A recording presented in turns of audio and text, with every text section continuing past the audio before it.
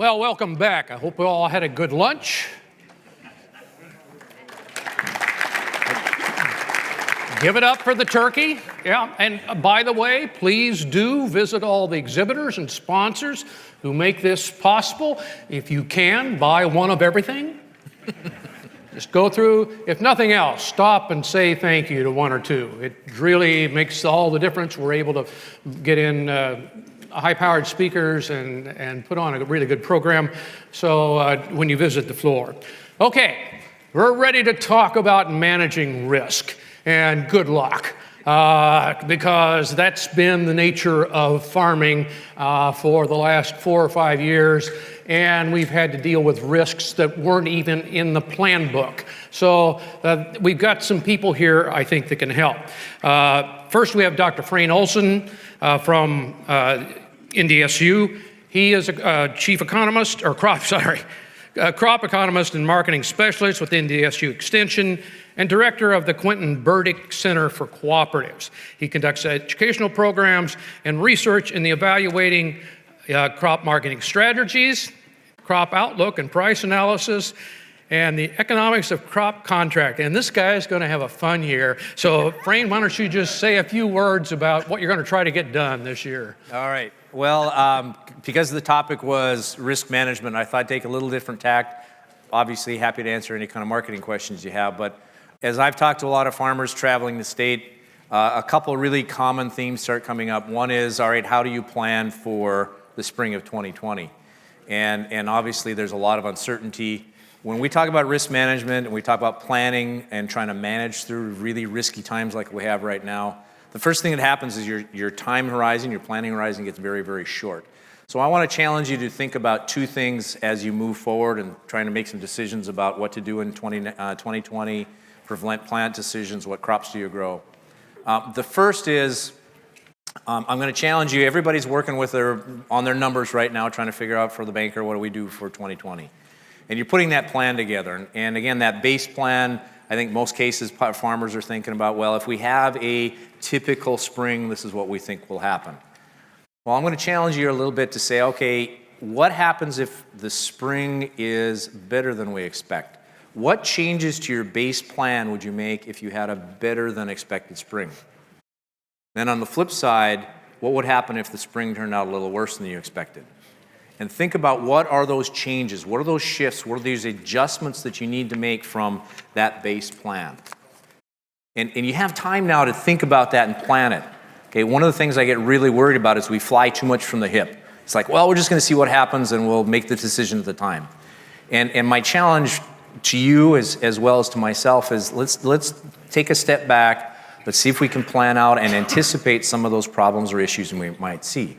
And that brings part of the second major point that I want to get across is in these times of high levels of uncertainty, you also need to have flexibility. There's going to be a premium for flexibility, being able to adjust relatively quickly, smoothly from plan A to plan B. Again, nobody knows exactly what's going to happen. Nobody has the perfect crystal ball. But if you do some planning ahead of time, anticipating what might we do if this happens, play out those scenarios in your mind or write them down on paper.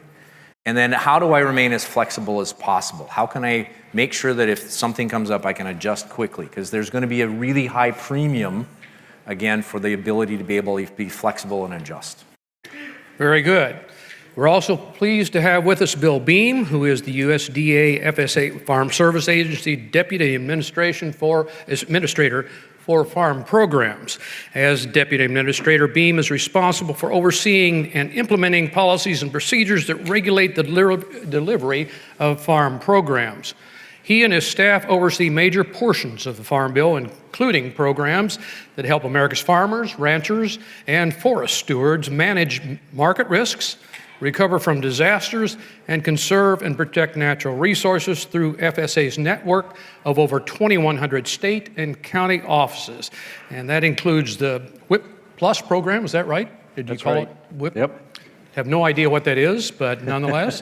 And this is going to be, you have in front of you, a plea from his agency about getting your butts down to the office and starting through this. So, Bill, why don't you tell us a little bit about what you're trying to get done here? Yeah, thank you, and it's an honor to be here. First, I'm going to introduce myself a little bit. So you will probably wonder, so how do you get to become Deputy Administrator of Farm Programs? First and foremost, I'm a farmer from eastern Pennsylvania. I grow corn, soybeans, and wheat. My sons are running that operation now, and I was part of the United Soybean Board. Long story short, I made a lot of friends across the country and around the world for that matter. Next thing you know, I got a phone call from Administrator Richard Fordyce, who I'd worked with on the soybean board. So I'm now Deputy Administrator of Farm Programs. So first and foremost, number one, I'm a farmer. But I am now working for you all as Deputy Administrator of Farm Programs, and you're right, we do oversee all the programs. So anything in FSA that is not part of farm loans basically follows under my oversight, you might say. And one of those programs that we oversee is ARC PLC. So if you have base acres and we put these in front of you or on your chair, I'm not sure where they were. If you got this card or will be getting this card very soon, the bottom line is you have till March the 16th to show up and enroll and make an election for ARC PLC. And we're talking about risk management here today, and the reason why this is important, if you do not do that by March 16th, and we trigger a payment for 2019, guess what? You're ineligible for that payment. So if you're going to be doing something in the next few days or few weeks, and haven't done this, I highly recommend that you do that. So that's number one. That's number one reason why I'm here today. The other reason why we're here, and you mentioned WIP Plus, so that is a disaster program. Just before Christmas, the Congress and the President made some more eligible causes that you all might be interested in. And one of them is D3 and D4 drought, but probably the one that this room's probably most interested in is excessive moisture. So I understand there's a lot of moisture in this part of the country this year. It's probably an understatement. In addition to flooding and snow and everything else that you had, I don't think you had a hurricane up here. But long story short, pay attention to WIP Plus. We also are asked now to look at quality also in addition to quantity. So if you've had quality issues with your crops, part of the reason why I'm here also is to discover what those quality issues might be. So we know in 2018, and let me back up. So we're looking at 2018, 2019 crop years, and we know that in 2018, the southern regions of the country had quality issues with soybeans, okay? Right. We also know that this part of the country had maybe falling numbers, high VOM numbers in wheat. So we know that's an issue. What we don't know is maybe the broccoli crop in New Jersey had an issue. And I'm making that up. We don't know what they are. So that's why we are asking producers, and thank you for inviting me to this event. So we're asking you all to help us figure out basically what those crops are and how to quantify and qualify what those losses are. So with that, I think I'll pass it on. All right, thanks. Now let me make sure I get this. Which one of you guys is from Montana? Yeah, okay. Jeremy Not Afraid is a risk management specialist with the USDA RMA in the Billings Regional Office, which served both Dakotas, Montana, and Wyoming. Mr. Not Afraid is a corn specialist, and wait, corn in Montana? Is nothing sacred? It was bad enough. In my lifetime, they started growing it here in North Dakota. I objected then, and I'm still not happy with it. Never mind. He is a corn specialist and a member of the team which reviews rates and tea yields within the Billings Regional Office. He is an enrolled member of the Crow tribe and also operates a ranch on the Crow Reservation in southern Montana. With his 26 years of experience with USDA, Mr. Not Afraid looks forward to meeting with producers and ag leaders at our meeting today. Okay, and remember the little card in front of you. help me out here, people. I need lots of questions. I need detailed, devious questions that will make them furrow their brows and think. So the 22-333, go through the drill, Indy Expo 20 space, and type out your question, and we'll try to get something done here along the way. All right. I'm going to start with Bill because I think his problem is most urgent. We're not kidding. We know farmers. You guys are going to diddle around until about March the 14th, and you're all going to then start whining about, well, I couldn't get in, and I had to make an appointment. Come on, people. It's the other thing that's interesting about this, and you might want to walk through this, because these are kind of an ex post facto sign up for 2019. Can I stop you right there? Sure. Yeah. Because I'm gonna. You never give me my little 5 minutes. No. I mean, I know. No, I'm from Montana, I'm but come sorry. On, can I have my 5 minutes? It was such a great introduction. I just got carried away. No, please. And you outed Mr. me as a Montana State graduate, did you? Or maybe you didn't do that. Maybe I just outed myself. I know it's been a struggle. It was a little. I met with some soybean growers last night, and I said, I'm going to be a little nervous walking into this building after the last 2 years of my Montana State Bobcats and what happened in this building. So, they got their butts kicked a little bit. So they'll treat me a little bit better today, hopefully. I'm from Illinois. We don't know squat about sports. My 2-minute spiel is, within our office, we understand, the struggles through this last crop year in 2019 here in North Dakota. Some of the crop probably got put in late. Both Dakotas, we had problems with that. And then once the crop did get in, maybe we didn't get the heat that maybe we wanted through the summer. We got probably some fall rains, and then those snowstorms started to hit us in October, November. Probably every month, I think a storm came through here. So to say it's been a struggle is probably a real big understatement. I know in our office, what we did was we knew that was coming. And Vern, can we put that one slide up, my one slide that I brought, Vern? Thank you. Oh. We came together with some frequently asked questions because we had phone calls that were just pouring into our office, and it was the same phone calls and the same questions. So in November, what we ended up doing is printing up a list of some frequently asked questions about some of the corn harvest stuff. Guys were worried, and they were saying, we're not going to get it done probably by the end of the insurance period, which for corn grain is December 10th. So we let them know, you can ask for that extension of harvest, which most everybody has done. So we tried to do that. We tried to get the word out. We met with the professional agents of North Dakota in December. The people from the state FSA office joined us on those meetings. We made a round from Fargo to Grand Forks to Minot to Bismarck. We did our little tour in a few days, and we tried to get the word out to the professional insurance agents that are here in North Dakota. On top of that, in January, we met with all of the approved insurance providers here in Fargo. They came from North Dakota, South Dakota, and Minnesota. Our administrator, Martin Barbary, was actually at that meeting, just so everybody got the same message up in this area about what was happening and how we were going to go forward. And something that came out of that meeting was from the quality sampling. There was maybe some confusion on when the quality sampling should have been taking place. They thought maybe that extension went right along with the extension of harvest, which it didn't. If you read the actuarial documents and the policies, the quality sampling should have been done 60 days after the end of the insurance period, so that would have been February 8th. And for some of these fields, the adjusters, it was just physically impossible for them to get out to them fields by then.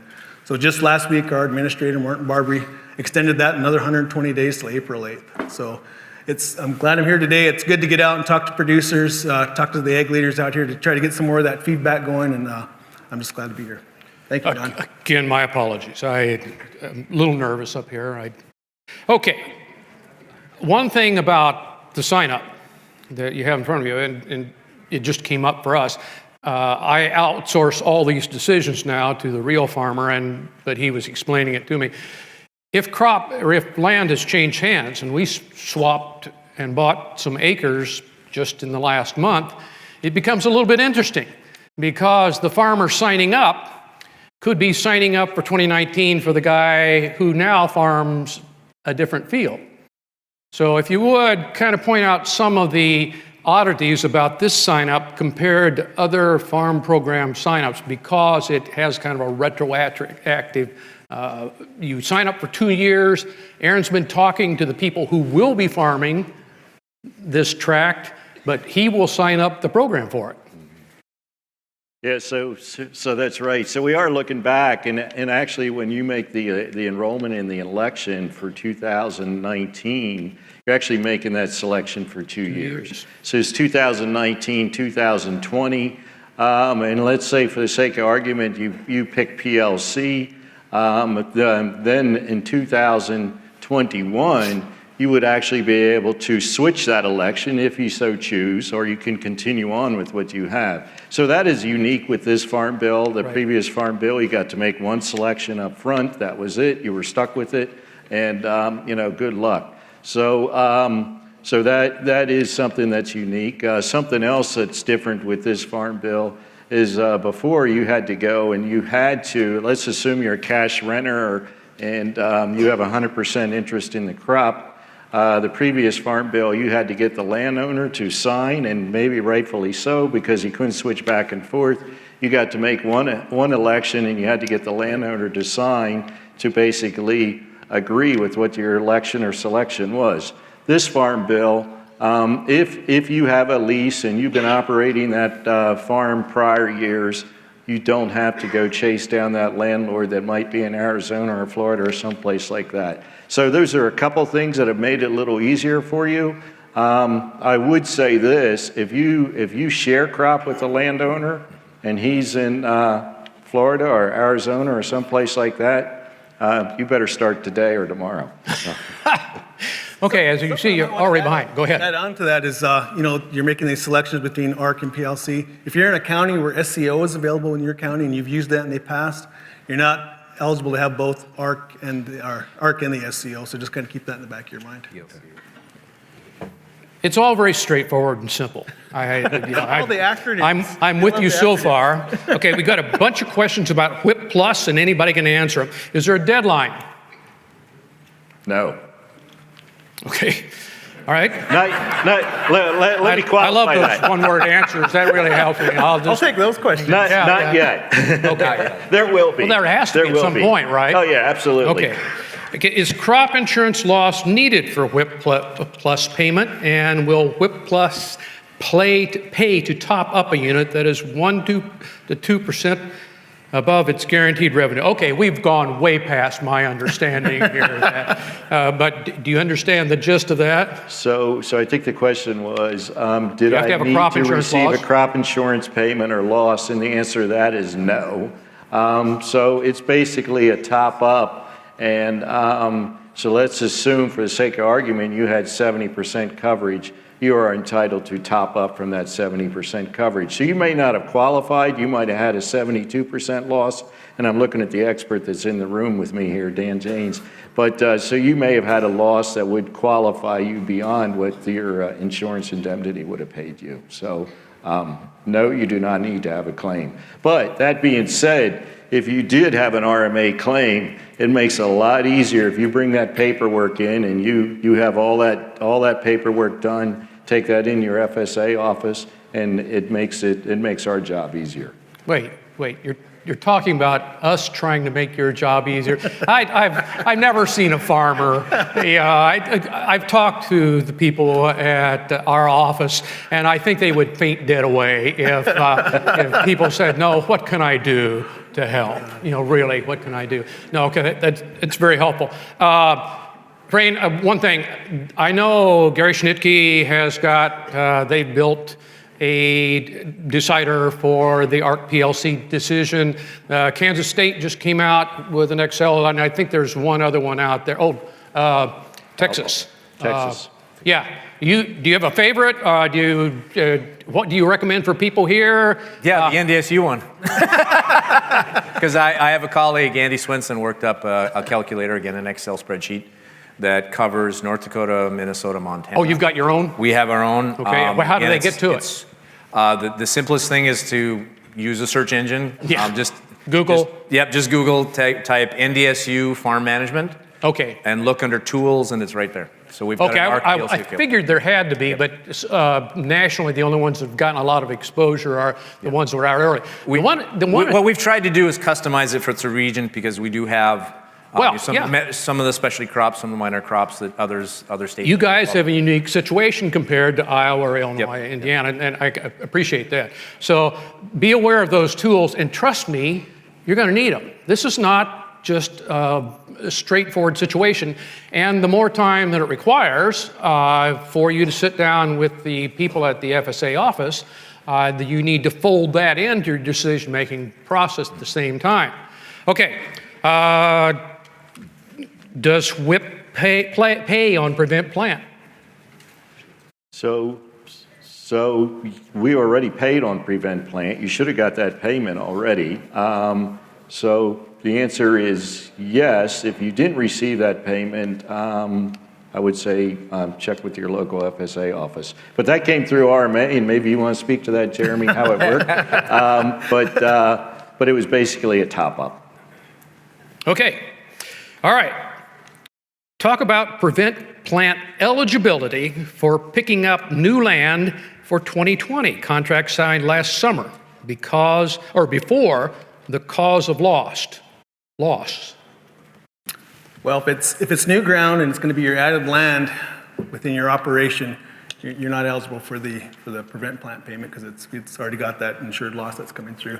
If it's already part of your operation and you've already gone through the struggles through this harvest season and through 2019, and we're going into 2020 now, and then it would be eligible for that Prevent Plant payment. But for added land, for the new ground that you're picking up, it will not be eligible for that Prevent Plant payment. Oh, I'm sorry. No, I'm getting some of the questions I thought we were going to have, and good luck here, dudes. All right. Frayne, how will the USDA account for the Phase 1 and Chinese trade deals in the February WASDE report?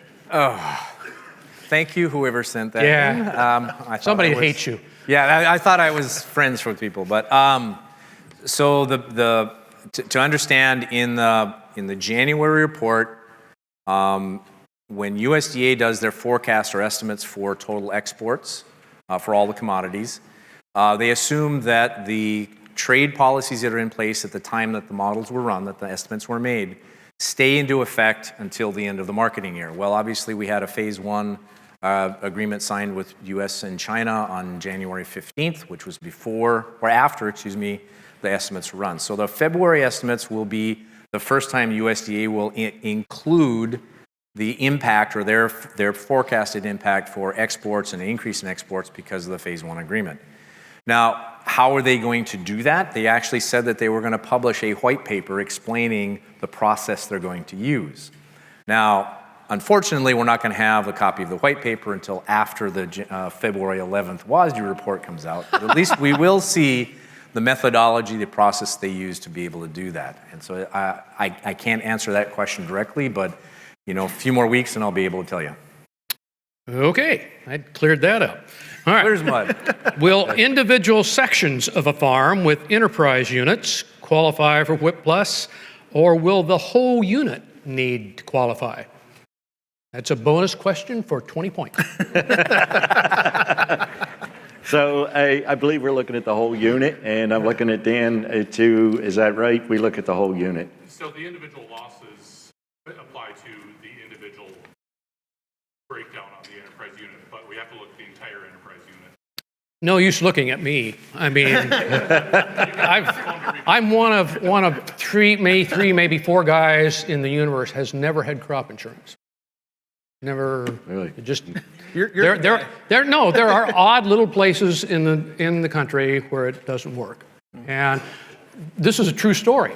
I emceed a meeting, the crop insurance companies, their annual meeting.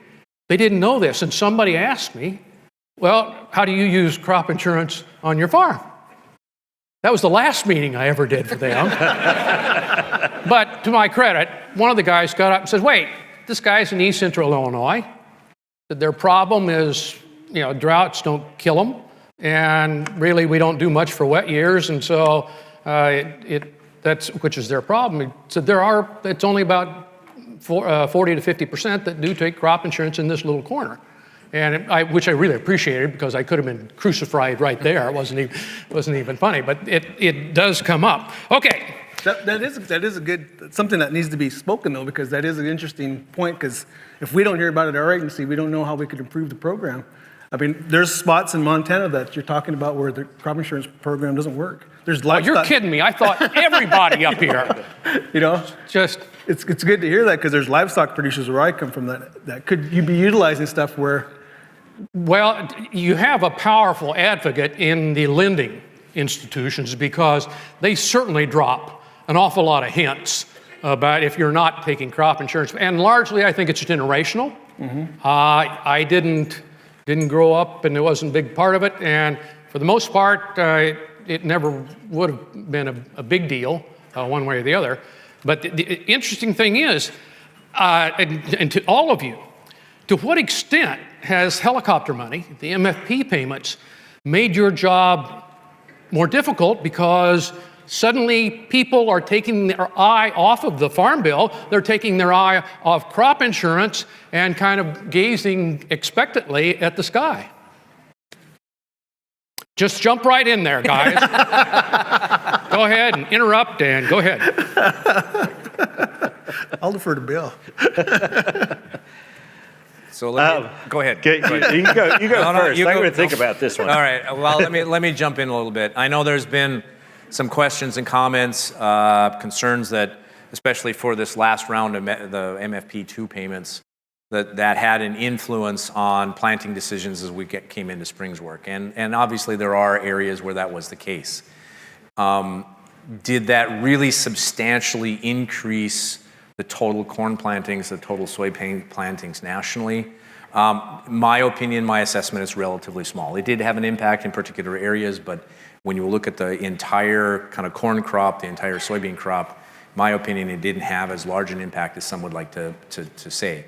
Now, one of the reasons that became such an issue, of course, is obviously with all the trade stuff.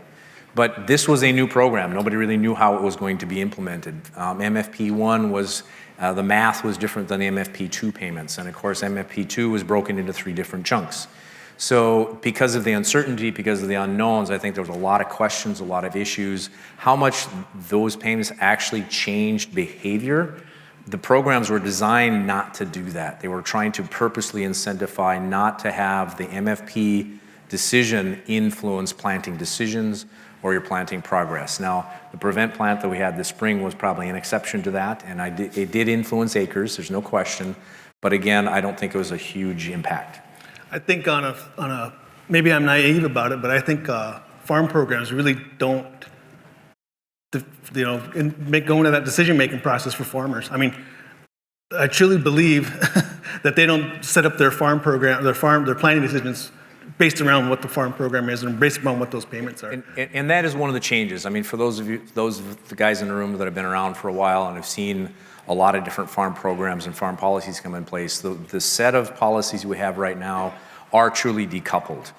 And that was on purpose. Part of it was because of WTO, but part of it was also the thought process that, look, we do want the marketplace to try and dictate acreage. They want you to look to the market to try and make your management decisions.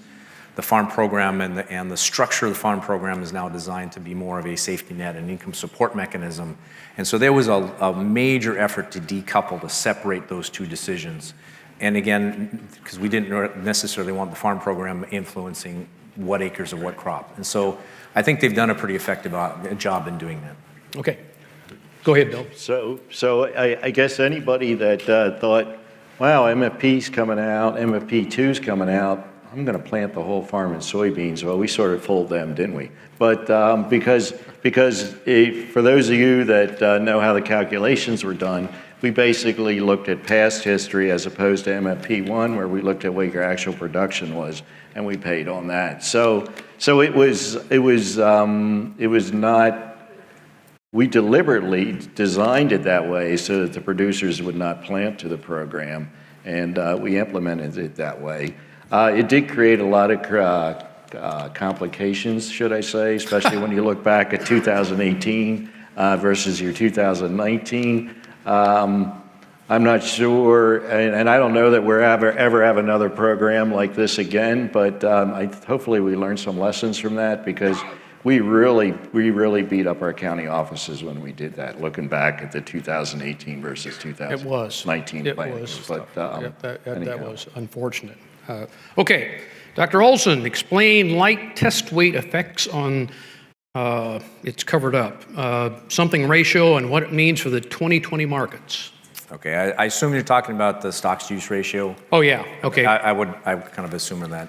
God, tell me we're not getting into a test weight bushels argument. That goes on Twitter. You guys on Ag Twitter, and guys get in these frothing at the mouth about how much corn's in the truck and test weights and bushels. And no, you sell by weight, people. The bushel is imaginary. Okay, so I get this question periodically. How does USDA, as they're going through the supply-demand estimates, how do they adjust for light test weight?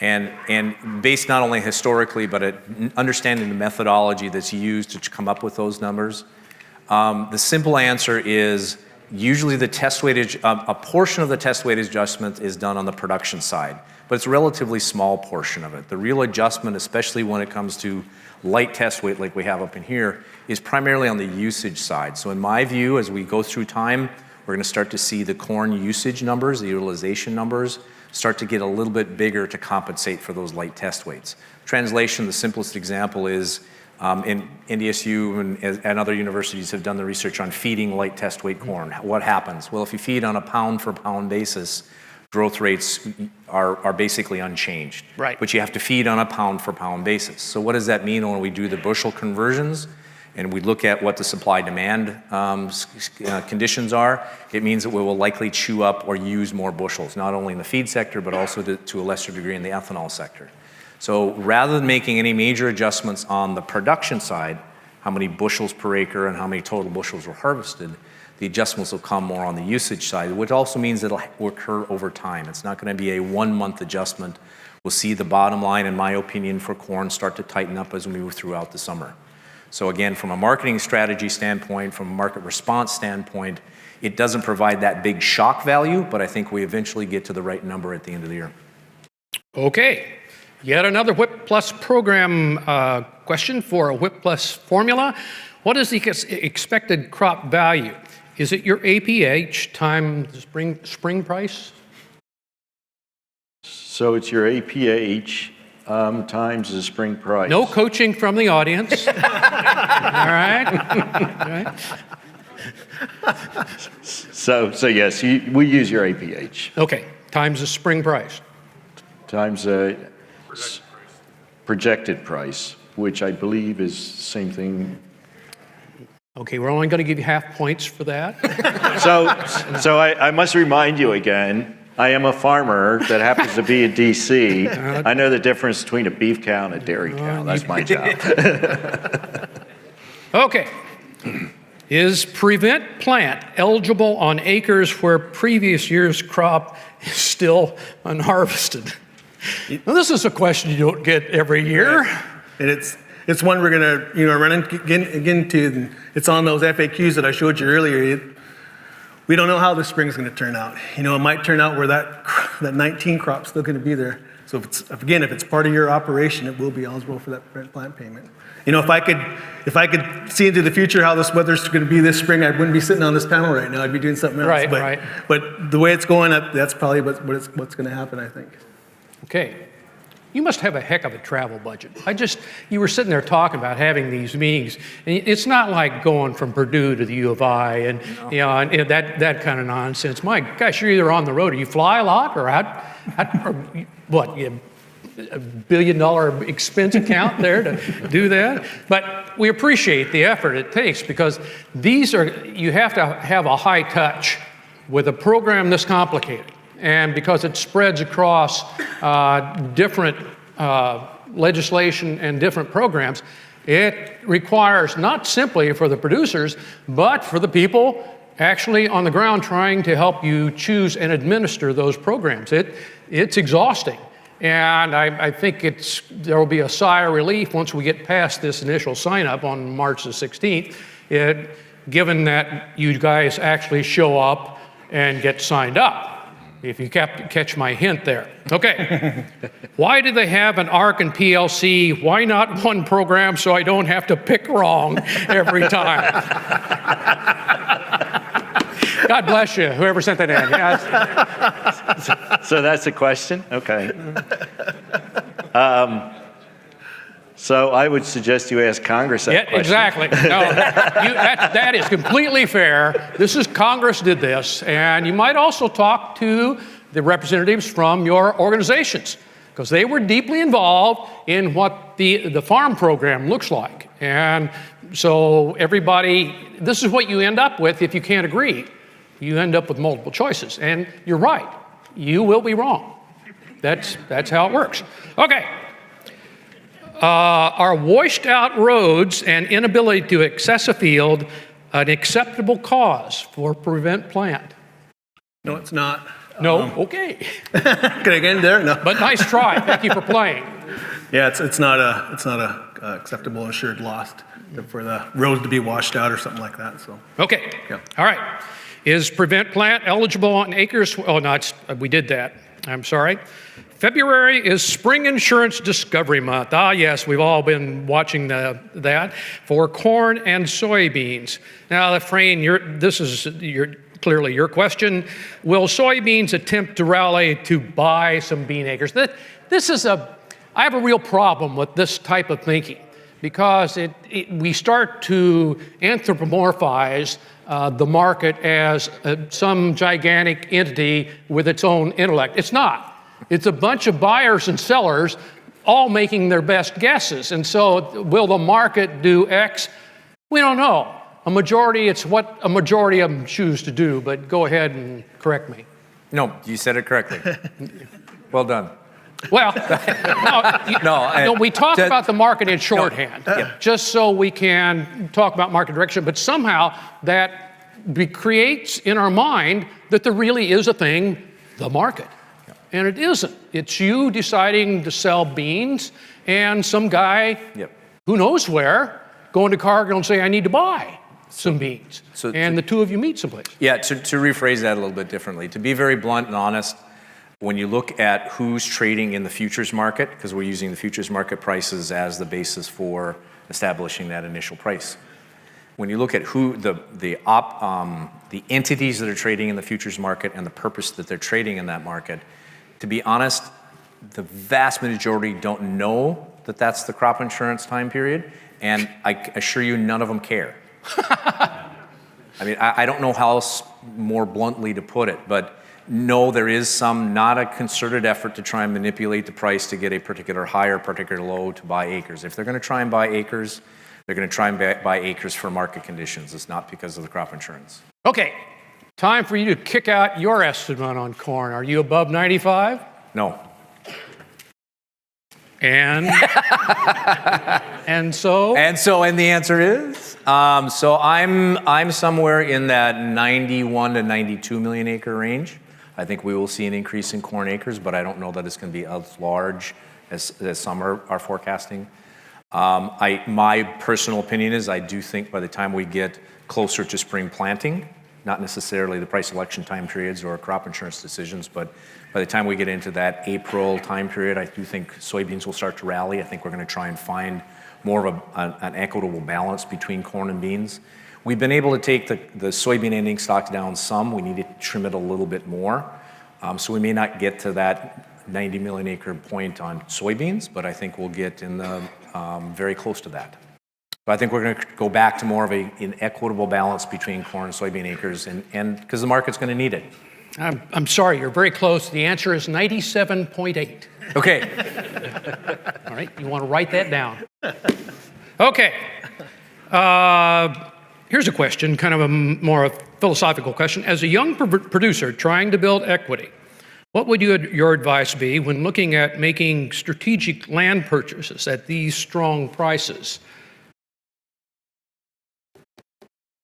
Well, these guys are not working, so I have My no theory opinion is on- if you can borrow it, buy it. Yeah, I guess if you're my suggestion is if you're looking as a land purchase, of course, be very cautious.